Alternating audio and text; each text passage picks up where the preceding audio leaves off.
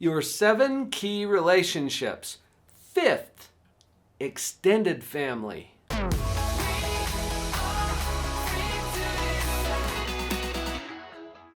Welcome back. This is video number 5 of 7 in our 7 key relationships. Family is important, but not all family is created equal. We've already talked about your relationship with your spouse or partner or significant other.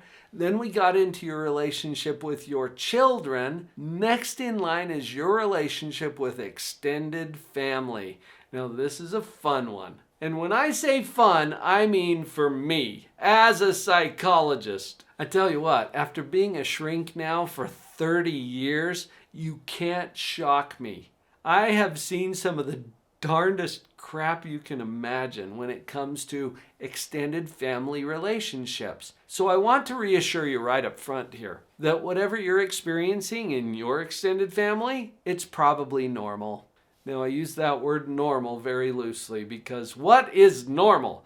I think it's normal to have an abnormal family. Let's just settle in on that a little bit. Everybody's got some dysfunction. Everybody's got some weirdness going on. You're not as crazy as you feel. And your family isn't as crazy as they look. Admittedly, those extended family relationships can be tricky, but it's a lot easier to handle it when we keep it in perspective. Your extended family is not as important as your children. To you, okay? There's reasons for that. And your spouse has an even higher level of priority. Now, that alone should bring a little bit of comfort to your heart, because sometimes the conflicts that we run into with extended family has to do with prioritizing our time. Here's an example of that. Our sons who are married have wives who have families as well. Okay, you tracking this? So where do you go for a holiday? Do you go to his family? Do you go to her family? Or do you abandon both of those and just stay with your own family? Those can be difficult and challenging situations that cause feelings and cause dynamics to happen. Vicki and I have tried to intentionally communicate to our kids that as much as we would love to see them, their family is more important than reconnecting with us. Now, we're not saying that it's not important for us to get together with them. What we're saying is that there's a priority. And I would never want to put my married children in a position where they have to choose between us and their spouse or their children. I want them to prioritize that the same way that we have chosen to prioritize that, and to keep it in order. You know, if you take care of the more fundamental family relationships with your spouse and then with your children, it's more likely that you're going to have a positive relationship with the extended family. So now we're talking about parents, we're talking about uncles and aunts and cousins, and a lot of times friends fit into this category too, because you'll have family friends that are maybe even closer to you than your family is. And with the exception of friends, we don't get to choose our extended family. They're sort of built in. So I think the choice comes down to either accepting or expecting.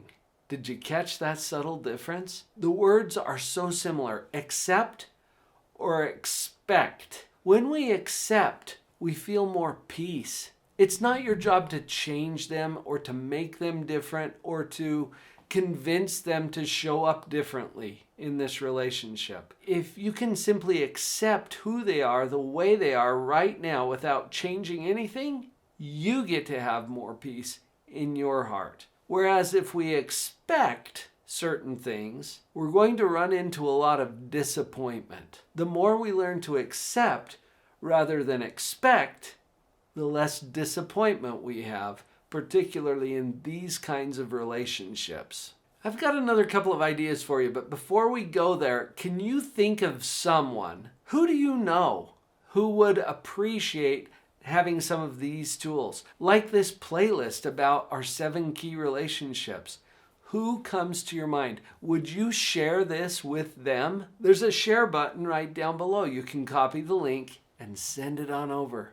Now, here's another tip that I've found that works really well with extended family and also with some of our other key relationships. Seek to be interested not interesting. Think about the difference between those two words. Seek to be interested, not interesting. Picture a family gathering, for example. There's a lot of extended family milling about, and nobody has seen each other for a while, so they're all reconnecting. A lot of people in that environment are going to try to be interesting, to talk about themselves and to share what's going on in their life.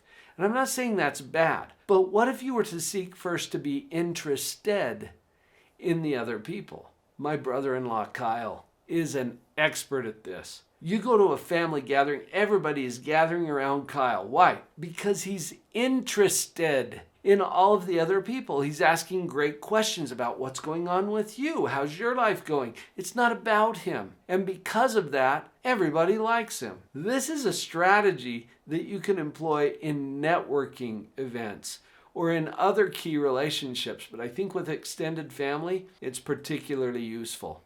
You might remember in the previous video, I gave you 9 principles. If you want to review those, just go to the URL on the screen, drpauljenkins.com/9 principles, the number 9, the word principles, and you can get a copy of those 9 principles. It's not just for married couples. It's not just for your spouse or significant other. These 9 principles are effective at every level of our 7 key relationships. I would encourage you to use and apply those 9 principles in your extended family relationships. You're going to see some amazing things happening as you do that. Remember, drpauljenkins.com/9 principles. Let's get that into your hands because that's the most powerful thing that I can share with you for this key relationship. I hope you've got some ideas on how to navigate some of those tricky waters. Come back for number 6 because that's where an important shift happens that will make a difference in the bottom line.